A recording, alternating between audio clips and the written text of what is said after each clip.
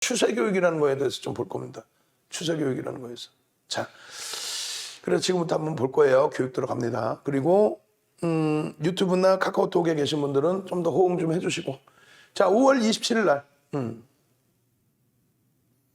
5월 27일 날 여러분들께 야간 교육에서 올려드리면서 잡아드린 내용이에요. 그 당시 기준에서는 1000만 주의 거래량을 기준으로 잡아드렸어요. 그리고 최대 2000만 주 정도는 터져줘야 본격적인 시세가 또 나올 수 있다. 그 본격적인 시세라는 건 뭐냐면 변동성 매매 기준에 시가총액 이제 막 17조까지 막 올라온 종목이니까 결론적으로 대략 시초가 대비 5에서 7% 이상의 변동이 나오기 위해서는 최소 1000만 주에서 그 이상. 오늘의 기준에서는 얼마를 잡아드려요? 6월 2일 날은 1500만 주의 거래량이 수반돼야 이 정도의 변동성이 나올 수 있을 것이다. 그렇게 수반이 안 되면 변동성은 안 나와요.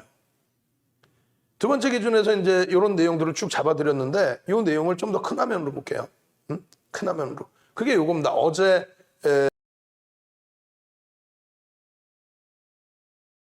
10시 41분에 카톡방에 올려드린 내용이에요.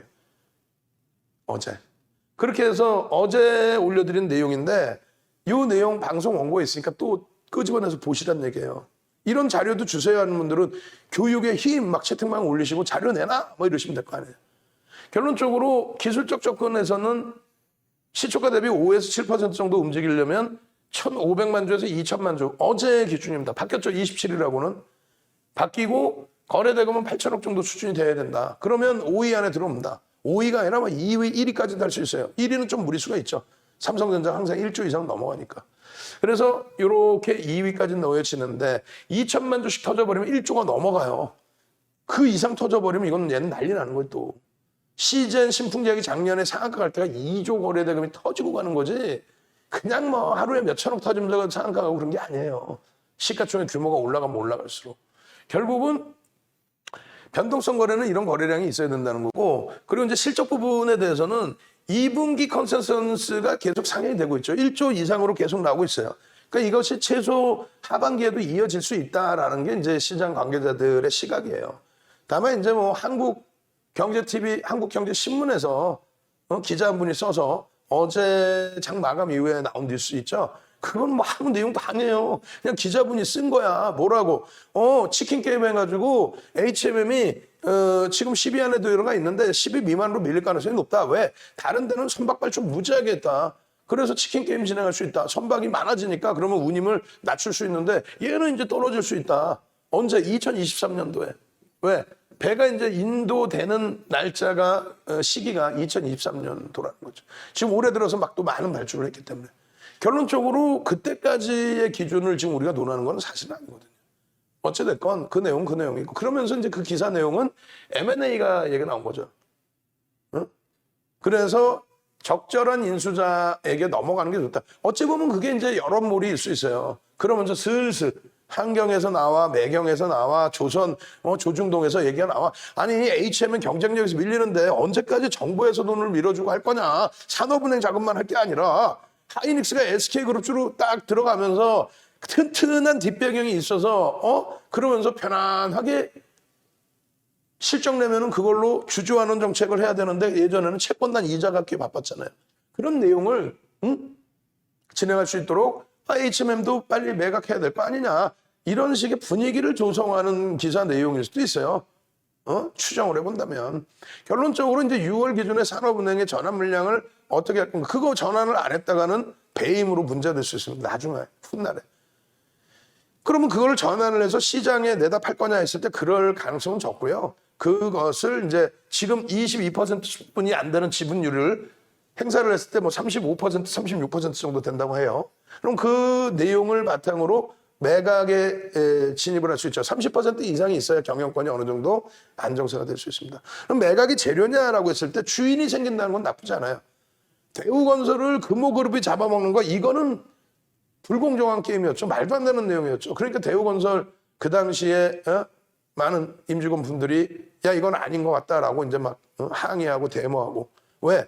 대우건설이 금호그룹을 인수하면 인수했지 어떻게 금호그룹이 대우건설 그것도 신디케이트로 지원받아가면서 이자 헐값에 근데 이자도 못 내고 경기가 악화되면서 결국은 대우증권을 먹은 이유가 뭐예요? 그 자산을 다 먹은 거잖아. 그 말 같지도 않은 소리지. 그래서 자산을 팔아서 이자를 갚은 그런 내용. 그러면 안 된다는 거죠. 결국은 그래서 하이닉스처럼 제대로 된 인수자. 그러니까 HMM은 누가 지금 거론돼요? 야, 포스코가 가져가면 제일 좋겠다. 그런 내용이 그래서 시중에 관련된 사람들은 말씀을 하시는 거고, 그 다음은요, 현대글로비스도. 그리고 그 밖에 대그룹들이 이렇게 지켜보고 있다는 거죠.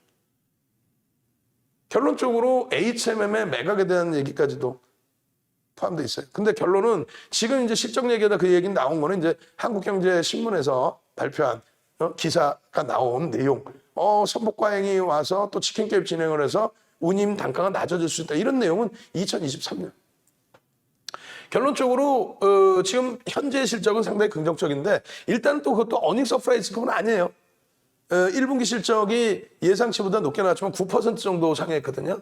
어닝 서프라이즈는 20% 이상을 예상치 대비 넘겨놨을 때 우리가 어닝 서프라이즈로 이야기를 일반적으로 합니다. 그 부분 염두에 두시고 주가에는 상당 부분이 이제 반영돼 있다는 거죠.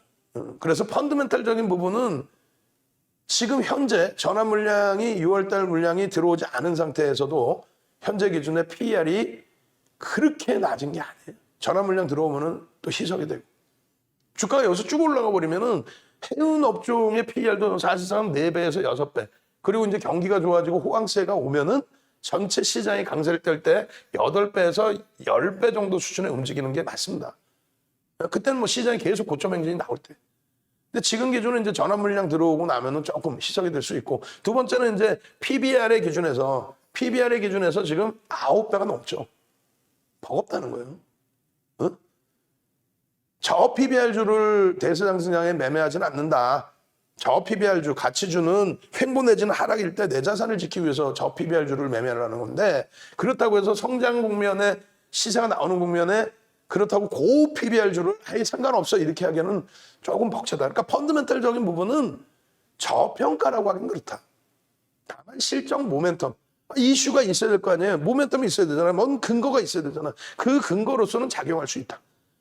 아시겠죠? 이해되셔야 돼요. 실적이 주가에 많은 부분이 반영이 돼 있는데 추가적인 강세를 띨 수 있는 요건으로 작용될 수는 있다. 다만 우리는 이제부터는 7,000원대, 8,000원대 또 올해 들어서 14,600원 또 2만 원 전후 본격적으로 2만 원 전후부터 들어갔을 때 그때 기준 대비 주가가 너무 올라와 있어요. 많이 올라와 있어요. 너무라는 것보다 많이 올라와 있어요.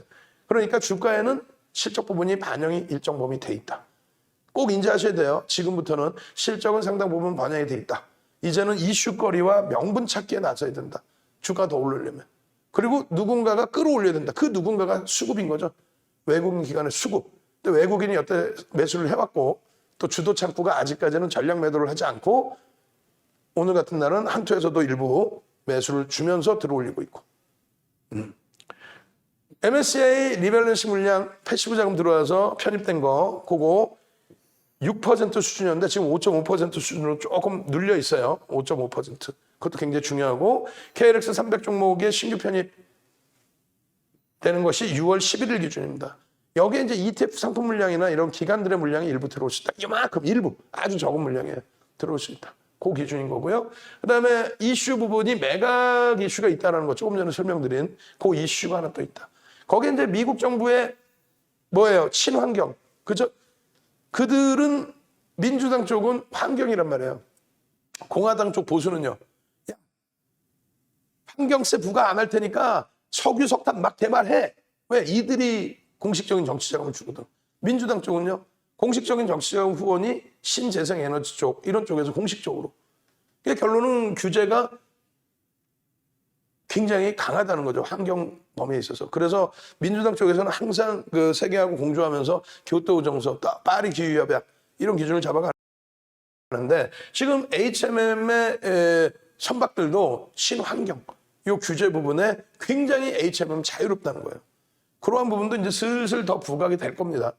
그런 내용이 있고 그다음에 이제 그런 내용이 이제 주가에 반영됐느냐 그걸 보는 건데 그죠? 어찌됐건 외국인 매집 부분에 대차 공매도 상한 포함 가능이 있다는 거는 조금 전에 설명드린 것처럼 손바뀜이 원체 있었기 때문에 이 부분은 우려를 그렇게 크게 안 하셔도 됩니다. 그리고 거래대금이 지금 뭐 3, 4개월 동안, 2, 3개월도 아니야. 이제는 3, 4개월 동안에 최상위에 놓여져 있어요. 항상 20이 아닌데 요즘엔요. 항상 5위 안에 들어와 있어요. 5위 안에. 항상. 그만큼 시장에서 무조건적으로 들여다보고 있는 종목이 HMM이라. 누구나가. 그리고 기술적 분석의 기준은 갭, 그리고 캔들 패턴, 상승 추세 이런 부분을 다 놓고 봐야 되는데 그게 상당히 긍정적으로 형성됩니다.